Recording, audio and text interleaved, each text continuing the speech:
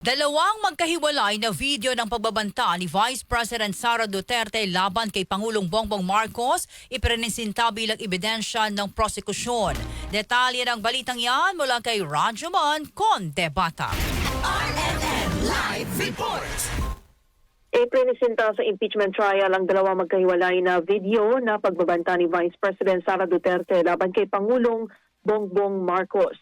Ang dalawang video ay parehong press briefing na nangyari noong October 18, 2024 habang ang isa ay noong November 23, 2024. Ang parehong video ay na-authenticate ni NBI Agent John Mark Calilong at na-screenshot ang mismong video at na-save sa flash drive na siya namang kinumpirma nang ipakita sa kanya kanina sa courtroom. Sa October 18, 2024 na press briefing ay sinabi ni VP Sara na gusto niyang tanggalin ang ulo ni Pangulong Marcos at nai-imagine niya na tinatanggal ang ulo nito. At dito rin sinabi kay Senator Amy Marcos na kapag hindi tumigil ang kapatid ay huhukayin niya ang kanilang ama at itatapon sa West Philippine Sea. Samantala, ang press conference na nangyari ng madaling araw ng November 23, 2024 ay dito sinabi ni VP Sara na may kinausap na siyang tao para ipapatay si Pangulong Marcos, First Lady Liza Araneta Marcos at dating House Speaker Martin Romualdez. Huwag kang mag-alala, ma'am, sa security ko kasi may kinausap na ako na tao.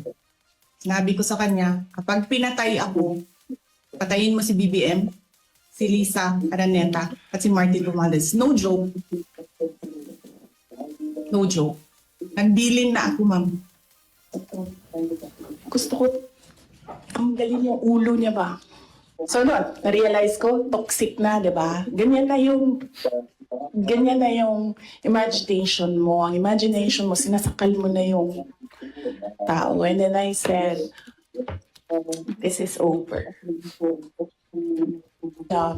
Pero isang beses sinabihan ko talaga si Senator Amy. Sabi ko sa kanya, kung hindi kayo tumigil, huhukayin ko yung tatay ninyo. Itatapon ko siya sa West Philippine Sea. Sinabi naman ni Calilong na nakalukay niya ang October video matapos silang magsagawa ng open source investigation para makita kung may mga nauna bang video o pahayag na pareho noong November 23. Gumamit din umano siya ng open broadcast software para ma-authenticate ang video. Dahil sa mga pahayag na ito ni VP Sara ay naglabas din ng reaksyon si Pangulong Marcos tungkol dito. Gayon din ang mga ahensya ng kinabibilangan ng AFP, PNP, National Security Council at Presidential Communications Office dahil sa matinding banta noon sa buhay ng Pangulo. Nagpapatuloy pa rin ang pagbusisi sa mga video, gayon din ang direct at cross-examination sa testigo. Kasama mo sa DZXL RMN Manila, Rajuman Condebata, Tatak, RMN.